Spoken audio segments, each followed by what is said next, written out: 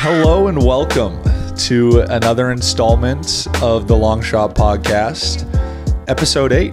Here we are. We're here. We're back. We're back, and we're back for those maybe watching on YouTube. We're back in our makeshift studio. Yes, we are. God, it feels good to be back. Here in Miami, Florida. It certainly is nice to be back. It's been an eventful week. We got an exciting episode for you guys. Yeah. I forgot to mention, but this is, of course, brought to you by 342 Productions. Yeah.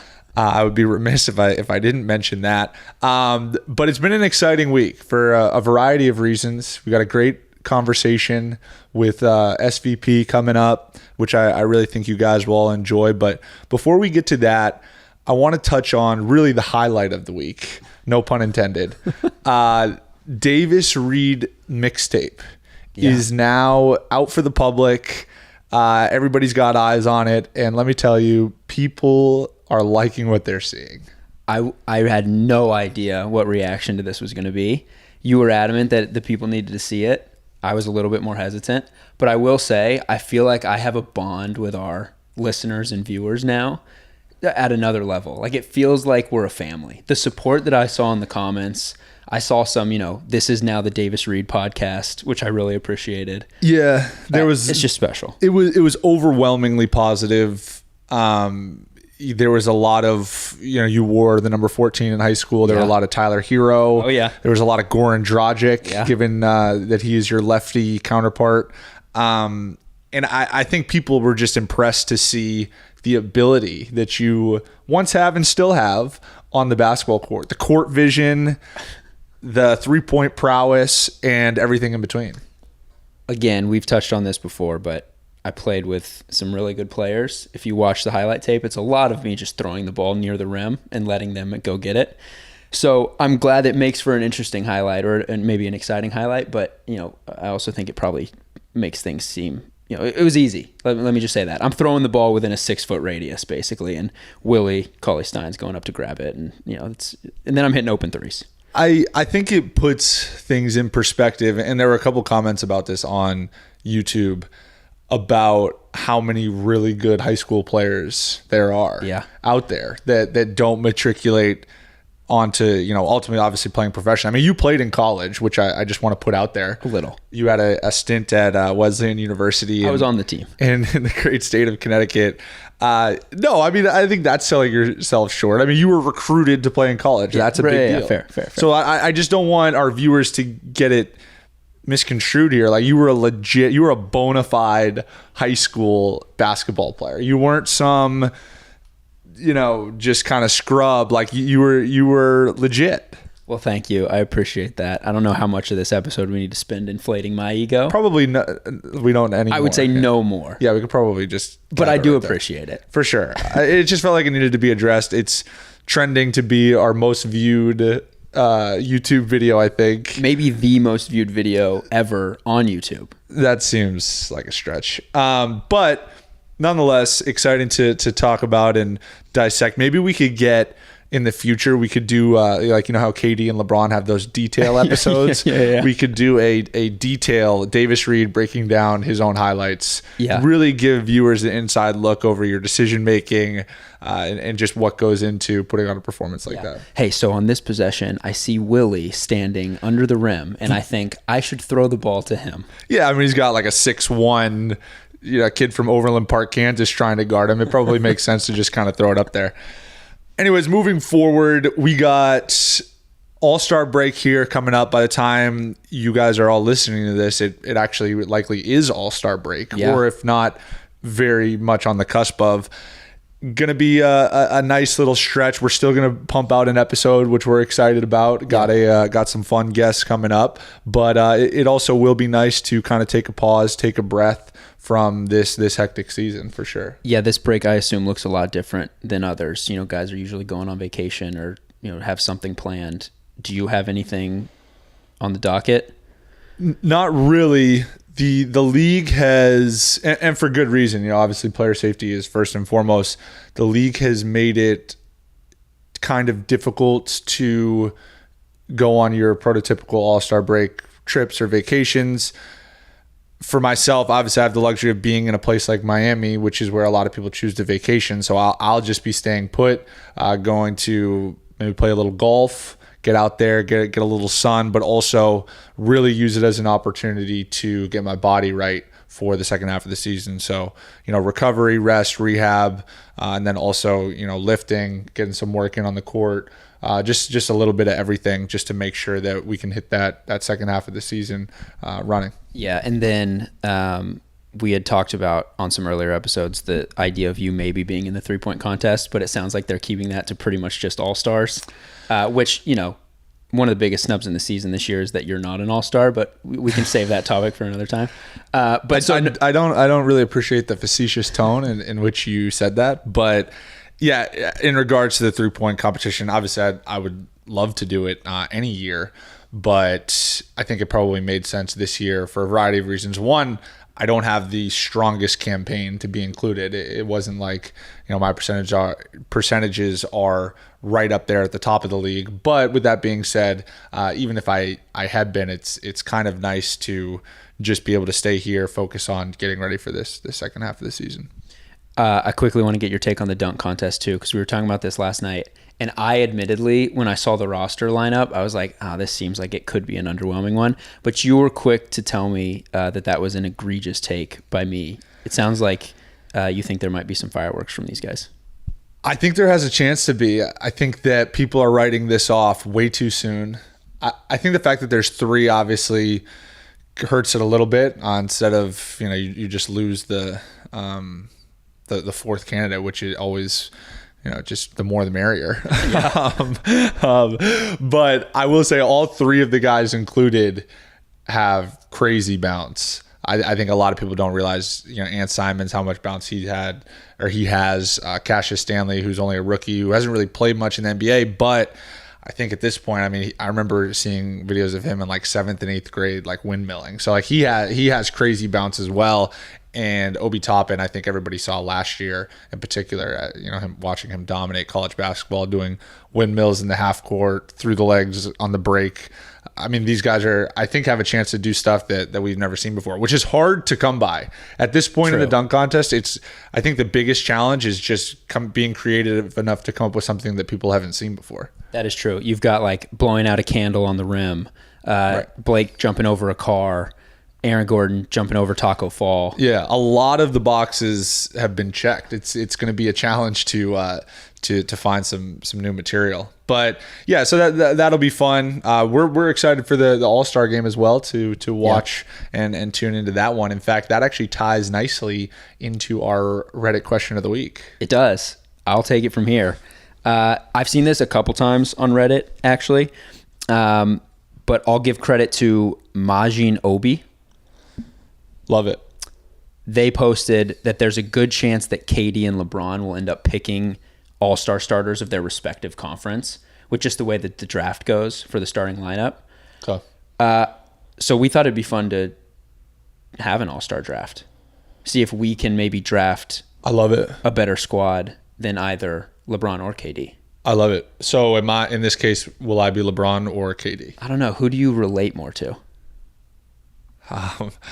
That's an interesting question. I think I'm pretty far off from either of them. I guess I'll say KD just because we both play in the East.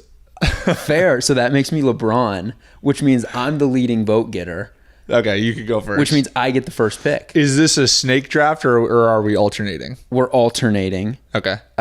Seems unfair, but okay. Especially that you have the first pick. Well, what do they do? No, that's fine. Alternating's fine. They alternate in real life, right? I think we should mirror real life. That's fine. Go ahead. Take the first pick. Love it. All right, so I'm LeBron. Let's just do starters. Just starters. If we do the whole roster, it's going to take 10 minutes. I'm in. All right, I think easy first pick here. If I'm LeBron, I'm going Steph. Wow.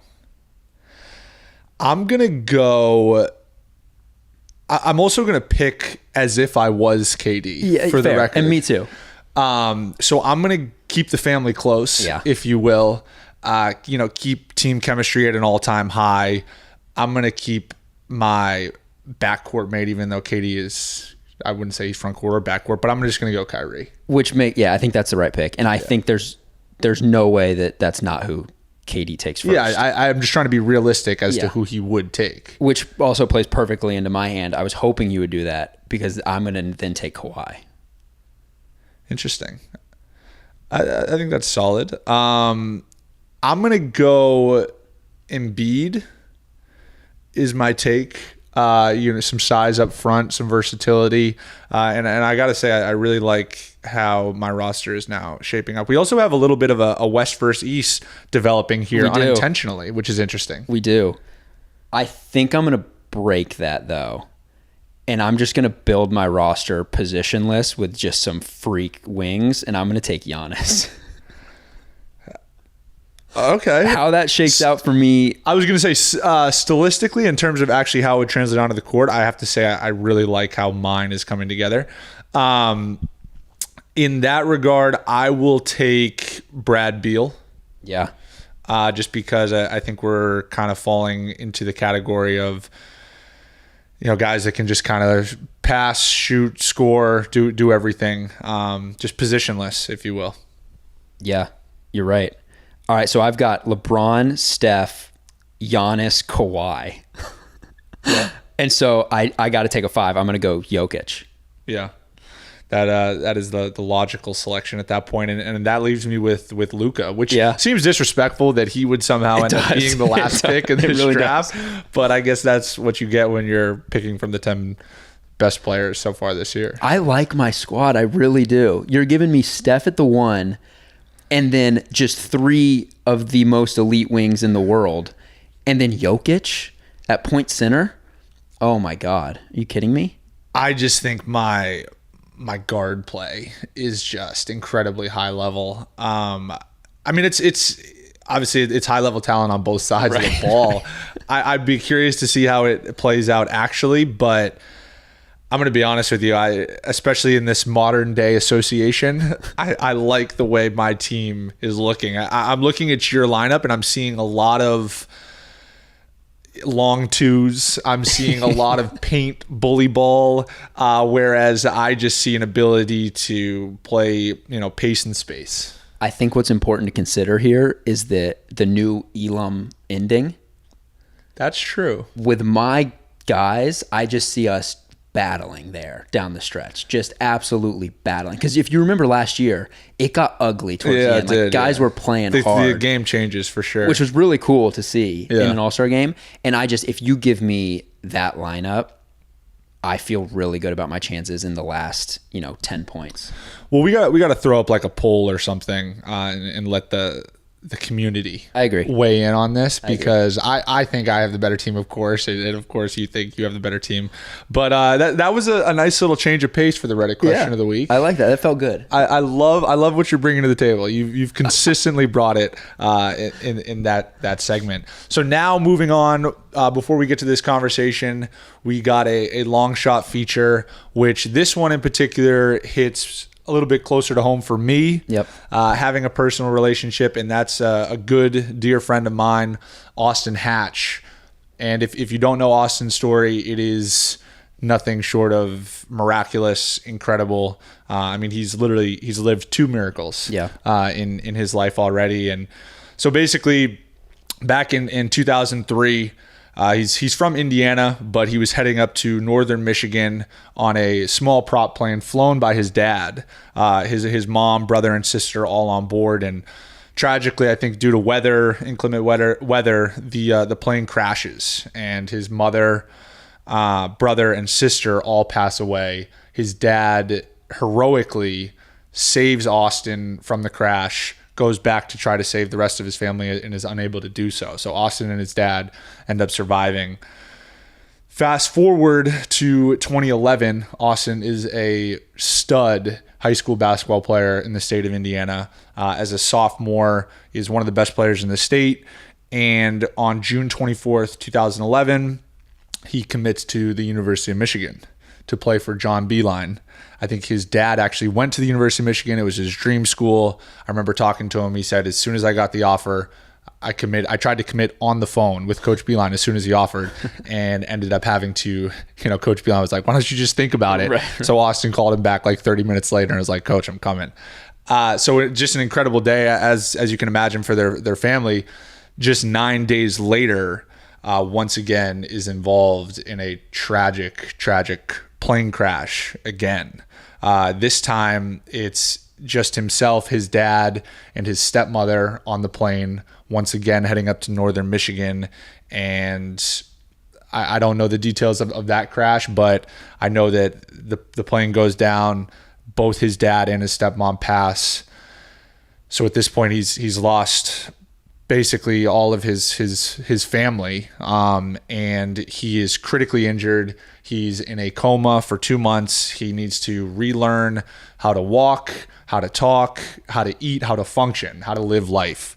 And he goes out to LA to be with his uncle and to try to recover, and somehow is able to regain all of his motor functions. And of course, John Beilein, being the man that he is, honors his scholarship to come play at the University of Michigan. And you can look them up. There are incredible clips of Austin playing in high school and playing in college. Obviously, having gone through what he had gone through, he was not the player that he once was, just didn't have the ability to move and like he once was able to. But just the fact that he was able to get to the point that he did and has is incredible. And that's where I was fortunate enough to be his teammate. Incredible person, a constant light in everyone's life.